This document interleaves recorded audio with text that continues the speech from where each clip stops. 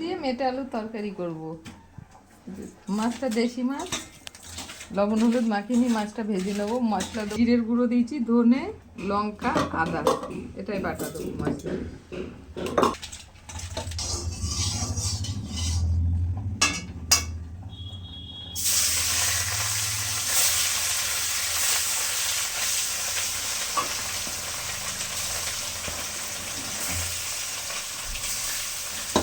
মাছগুলো সব ভাজা হয়ে গেছে, তেল দিলাম কড়াইয়ে, শুকনো লঙ্কা দিলাম, জিরে ফোড়ন দিলাম,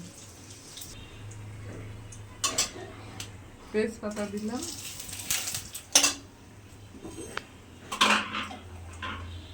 মশলাটা দিয়ে দিলাম,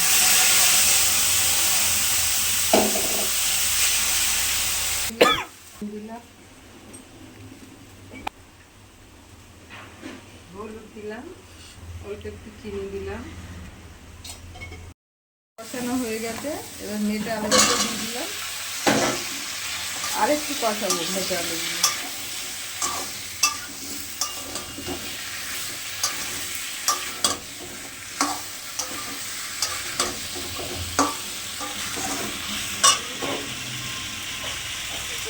তারপরে জল দিয়ে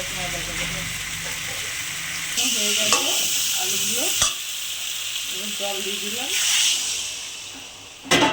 10 মিনিট মতো সিদ্ধ হবে, তারপরে মাছগুলো দেবো।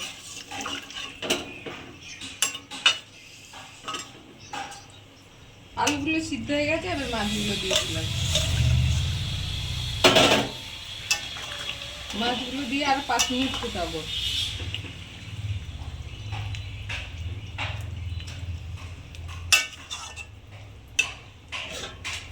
ঝোল হয়ে গেছে, নামিয়ে দিলাম। রুই মাছ দিয়ে মেটে আলুর ঝোল।